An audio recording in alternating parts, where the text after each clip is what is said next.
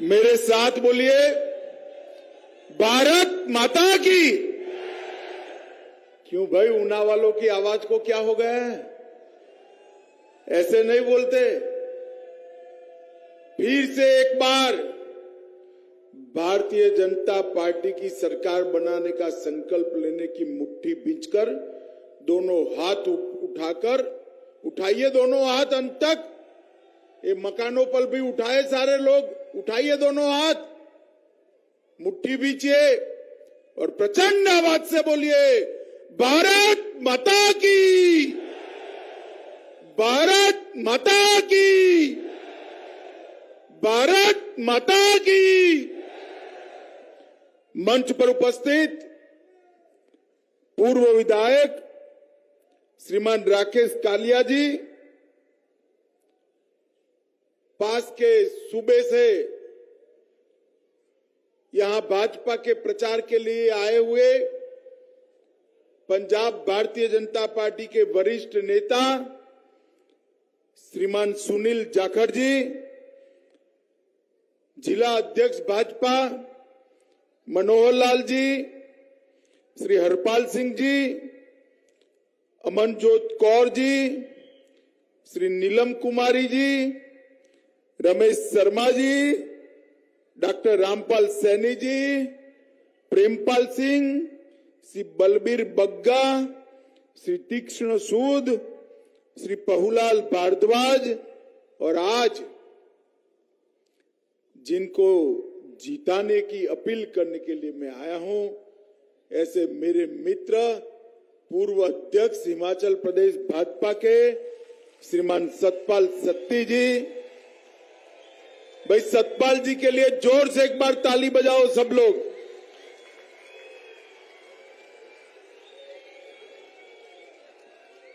और ऊना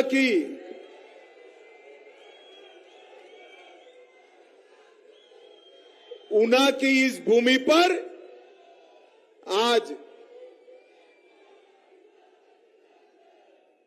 भाजपा की सभा में आए हुए प्यारे भाइयों, बहनों, माताओं और मेरे जिगर के टुकड़े जैसे युवा मित्रों,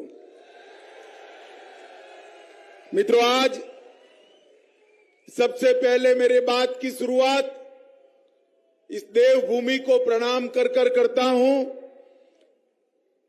हिमाचल प्रदेश को, गुजरात हो या चाहे देश का कोई भी कोना हो, पूरा देश देवभूमि के नाम से जानता है। पूरे देश की श्रद्धा है कि हिमाचल की पहाड़ियों पर देवी देवता स्वयं निवास करते हैं मित्रों। इसलिए हिमाचल को देवभूमि कहते हैं, मगर मैं हिमाचल को देवभूमि के साथ साथ वीर भूमि भी कहता हूं, क्योंकि ये हमारी माताओं ने आबादी के अनुपात में सबसे ज्यादा अपने जिगर के टुकड़े जैसे नौनिहाल को सेना में भेजकर मां भारती की रक्षा करने का काम किया है। यही वीर भूमि ने पहले परमवीर चक्र सोमनाथ शर्मा को दिया, यही वीर भूमि ने कैप्टन विक्रम बत्रा को देने का काम किया है। ये भूमि को मैं प्रणाम करता हूं। मित्रों, मैं सबसे पहले एक बात आपको कहकर जाता हूं कि हर व्यक्ति जब विधानसभा में वोट देता है तो एक विधायक चुनता है ना? चुनता है नहीं चुनता है? मगर आप भाजपा को वोट देते हो और ऊना विधानसभा में देते हो, सतपाल सिंह जी को देते हो, तो सिर्फ विधायक नहीं चुनते, साथ में मंत्री भी चुनकर भेज देते हो। तो एक ही वोट देने से दो काम हो तो करना चाहिए या नहीं करना चाहिए? अरे सुनाई नहीं पड़ता है, करना चाहिए या नहीं करना चाहिए? अकल वाला व्यक्ति यही है कि कि एक ही काम करने से दो फायदा करे। बताओ करोगे? मित्रों, ये वोट जो देना है, ये वोट सतपाल जी को विधायक मंत्री बनाने के लिए नहीं देना है, जयराम ठाकुर को मुख्यमंत्री बनाने के लिए नहीं देना है। ये वोट जो देना है, ये महान भारत की रचना मोदी जी के नेतृत्व में हो, इसके लिए देना। आजादी के अमृत महोत्सव का वर्ष है, हिमाचल की सुवर्ण जयंती है। आपका ये वोट किसी को विधायक, मंत्री, मुख्यमंत्री नहीं बनाएगा। आजादी के जब शताब्दी मनाएगी तो समग्र विश्व में एक शक्तिशाली, समृद्ध और सामर्थ्यवान भारत का निर्माण करने का काम करेगा। और हम भारतीय जनता पार्टी के सब कार्यकर्ता इसी लक्ष्य को लेकर 1950 में राजनीति में आए और 1950 से लेकर 2022 तक ये पूरी यात्रा यही स्वप्न को सिद्ध करने के लिए हुई। मित्रों, मोदी जी ने 8 साल के अपने प्रधानमंत्री पद के काल के अंदर ये लक्ष्य को पूरा करने के लिए एड़ी चोटी का जोर लगाया है। मित्रों, मुझे आप बताइए, आप सभी लोग चाहते थे या नहीं चाहते थे कि जहां श्री राम का जन्म हुआ वो अयोध्या में भव्य मंदिर फिर से एक बार बन जाए? चाहते थे या नहीं चाहते थे भाई? चाहते थे या नहीं चाहते थे? ऊपर बोलो भाई। माताओं, भाइयों, बहनों, बाबर ने तोड़ा तब से लेकर आज तक लाखों लाखों लोगों ने ये हमारे तीर्थ क्षेत्र के लिए, श्रद्धा के केंद्र के लिए अपनी जान आहूत की। और ये कांग्रेस पार्टी 75 साल होने आए, राम जन्मभूमि पर राम मंदिर बनाने नहीं देती थी। आपने मोदी जी को दूसरी बार प्रधानमंत्री बनाया। मोदी जी ने राम जन्मभूमि पर राम मंदिर की नींव डालने का काम कर दिया।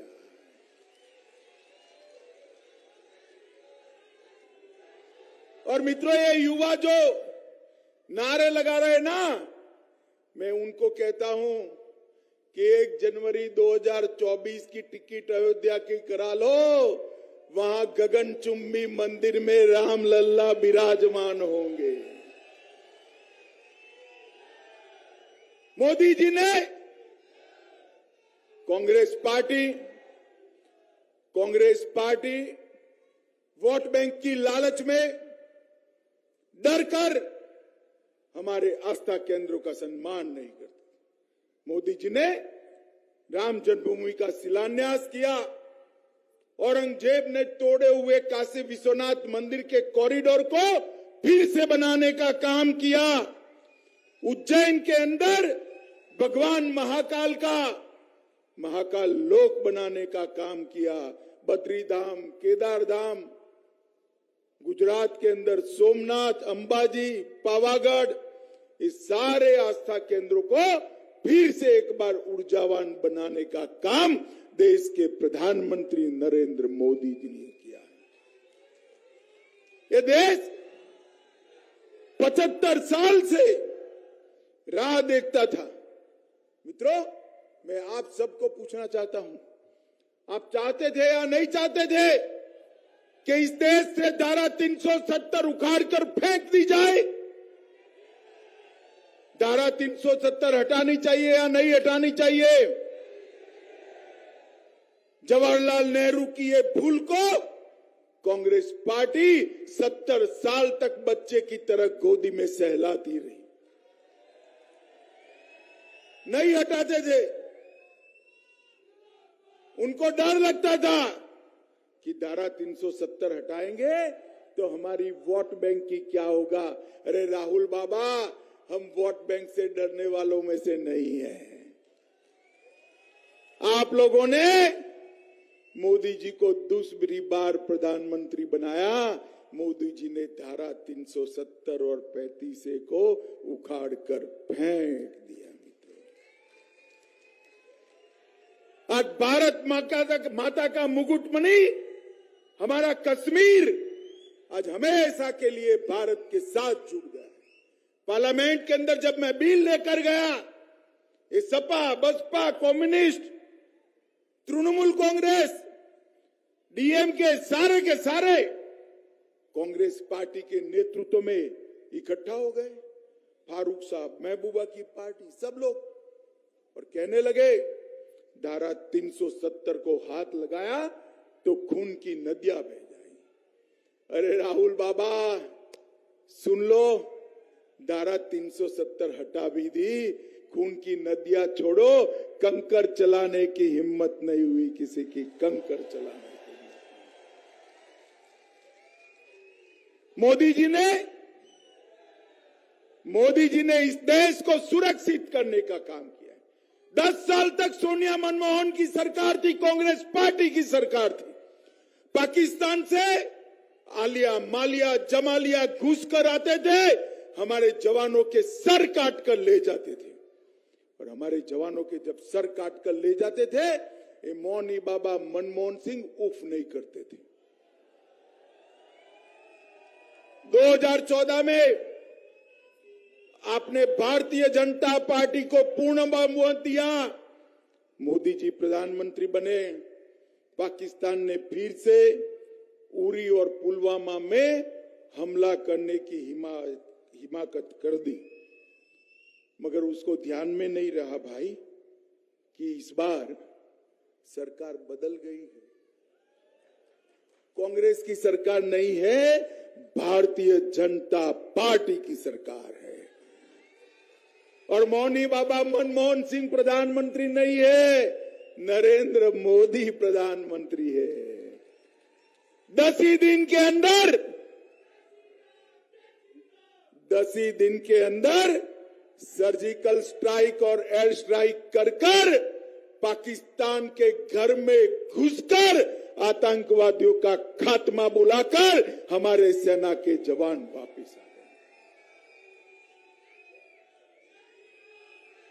और एक घटना होने के साथ ही मोदी जी ने पूरे विश्व के अंदर कुछ कहे बगैर एक संदेश भेज दिया कि इस देश की सीमा और इस देश की सेना इसके साथ छेड़खानी नहीं करते, वरना नतीजे भुगतने पड़ते हैं, नतीजे भुगतने पड़ते हैं। मोदी जी ने इस देश को सुरक्षित करने का काम किया। मोदी जी ने 1 रैंक 1 पेंशन देकर सेना के जवानों के परिवारों का सम्मान करने का काम किया। सेना के जवान के परिवार, रिटायर्ड जवान 1 रैंक 1 पेंशन की मांग 70 साल से कर रहे थे, मगर कोई देता नहीं था। 2014 में मोदी जी आए, 1 रैंक 1 पेंशन देकर 41,000 करोड़ रुपया सेना के जवानों के परिवार के बैंक अकाउंट में भेजने का काम किया है। राहुल बाबा यहां आएंगे नहीं, वो कहीं यात्रा कर रहे हैं, मगर कांग्रेस वाले आए तो जरूर पूछना कि भैया ये 1 रैंक 1 पेंशन क्यों नहीं देते थे आप? पूछना चाहिए नहीं पूछना चाहिए? जरा जोर से बोलना, पूछना चाहिए या नहीं पूछना चाहिए? भाइयों बहनों, भारतीय जनता पार्टी की सरकार ने विकास के लिए ढेर सारे काम करे।